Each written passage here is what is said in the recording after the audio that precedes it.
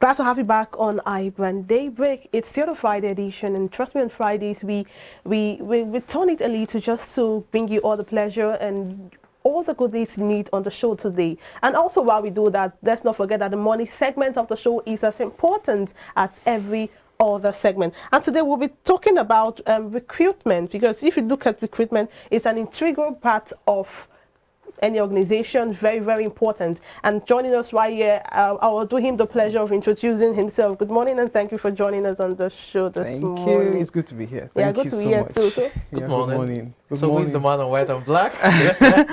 All right. So yes, my name is Abraham Victor. I'm a recruitment consultant. Oh, okay. Yes. So currently I'm the CEO of Talent360.ng. Okay. All right. Talent360.ng is a recruitment and manpower development firm. Yeah. Okay. So based here in Lagos. Okay, great. Let's look at the recruitment, industry. I don't want to just, call it a business. It's a business, but it's also an industry. You have several prominent firms that help in recruiting. How can one start a recruitment in the business or delve into that industry? Okay, so that's a broad question, all right. But let us just take it to the basic, all right.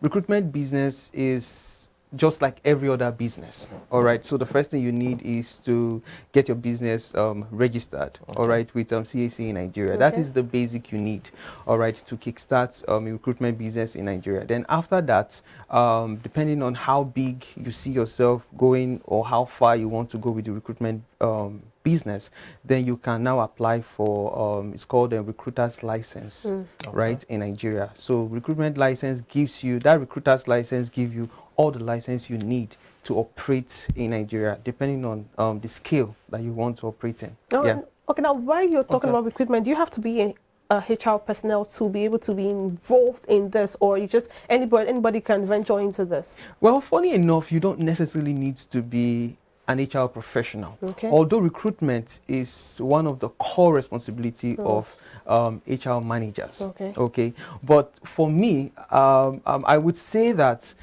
the way recruitment is going right now is more dynamic. So it's beyond just a function. Okay. It's a passion. It's a skill. So let's take, for instance, right? I'm a human resource manager, and I want to recruit for maybe a back-end developer, right? For crying out loud, what do I know about back-end, right? I'm a human resource person. So I cannot do that recruitment successfully without somebody who knows back-end there, right? So when you have guys who are in back-end, who understand the business of recruitment and say, hey, I think I can use this skill to source back-end developers for other organizations and all that, get the necessary license and certification to operate in Nigeria, of course, you can now go into the business. So you don't need to be a human resource specialist to go into recruitment. So anybody can do recruitment. Okay. You said earlier that for one to delve into the business or start the business, you need to get your business registered and apply for the recruiter's license. Would that also mean that for various companies that are established, they also get the recruiter's license since they recruit employees? Yes. For established, because there are some organizations that won't allow you to, when you send your proposal, right, one of the things they look out for is your licenses, right, because those organizations are highly regulated, right. They want to make use of firms that are also well documented, right. So they would not, your proposal would not be accepted if you don't have those licenses, right. But for a start, you don't need those things. It is when you want to play with the big boys, all right, when you want to apply for bigger firms, that is when those kind of licenses apply. But the barest minimum is to get your business registered. When you get your business registered, you still have to apply, because if you get your business registered and then you approach various companies that I'm a recruitment firm, or I run a recruitment firm rather, how do they trust you? Yes, not all businesses require you to get the recruiter's license. Oh, okay. Yes, not all business. So that's why I said some of those businesses. So Your small and medium scale businesses in Nigeria don't require that, right? They just require that you are actually a business and you're well registered, right? Because it's a dynamic field. Remember I said that organizations that are well regulated, right, that all their books needs to check certain standard, right? They want to ensure that all the vendors that they use, all right, have the basic requirements to perform the job. That's why I said it depends on the scale you want to play. But your major small and medium scale businesses don't require that. You just need to be certified and you need to know what you're doing. All right. Now, through the basics of recruitment, we have job seekers come to meet the recruitment agencies. We're looking for jobs, and do they have to register with some amount of money, or it just happens like that? Okay, so the way it works for what I am experienced in, we approach the firms. Yeah, there are some agencies that job seekers pay money to for them to help source jobs for them, right? That goes on, and there are agencies that actually do that. Okay, but the one I am most experienced in is that we approach the firms. I don't take money from any candidate promising them anything, because you're not the one that create the job. You don't own these jobs. You know what I'm saying? Middleman? Yes. So it's not right for you to actually, collect money, because you soon start having challenges if you run that kind of system. So it's not healthy. It's not the healthy way of doing the business. Yes. Okay. About that now, we've had, just a follow-up to this question. About that, we've had cases where the data of those job seekers are probably spread about, and people send messages. Did they apply for a job? And then I'm seeing a message come to so place, and I'm wondering, how did they get my data? And apparently, maybe it came from some agencies, I don't know, that we're not so careful with their data. And then we've had issues of scammers having to scam people. Some issues, someone was killed while going to look for a job, saying it came from a recruitment agency. So what about this, and how can it be caught? Yeah, that is a major challenge right now in the recruitment industry. And that is why anyone who wants to venture into the recruitment business, you need to be duly certified.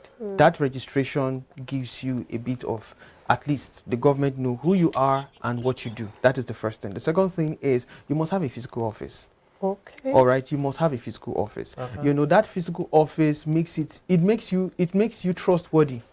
In fact, these days, do you know that candidate research companies, before they go for interviews, so when they cannot locate a physical office, maybe through Google or Google Map or something like that, it discourages them. And you'll be robbing yourself fantastic candidates because you don't have all these things put together. Because right now, in the recruitment business in Nigeria, trust is a very, very big commodity. You understand? So, and you have to operate in a way that you are as transparent as possible. So whether the physical office, a digital office too, which is a website, be present online, so that people know you, right? You should also put a face to the brand. You understand? So that way, all the trust issues that candidates might have, all the fears that comes with what is currently happening right now can be reduced, and you can do your business very well. Okay, that's a major one you've talked about, talking about the risk or the challenges that the industry is facing right about now. But you mentioned recruiter's license earlier.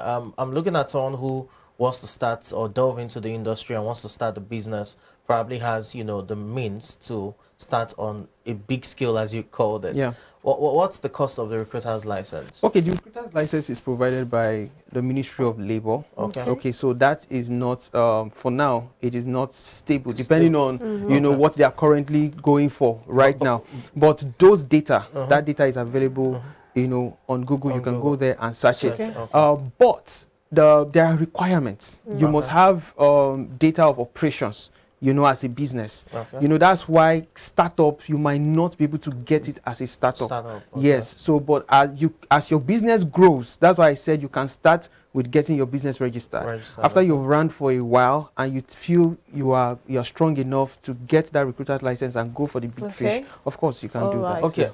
The aim of every business beyond providing employment is also to earn profits. Yes. I mean, it's a capitalist system. Every system, in fact. So for recruitment businesses, the question then will be, how do they make their profits? You say you approach firms. The firms say, oh, okay, if you give us probably 3 qualified candidates, we give you 20 naira. Or, you know, how does it go? Because you just, you know, advised that it is wrong for recruitment firms to collect money from employment seekers or job seekers rather, and you know, promise them jobs. So how do recruitment firms, you know, earn their pay? Fantastic. You know, that is a very, very fantastic question, right?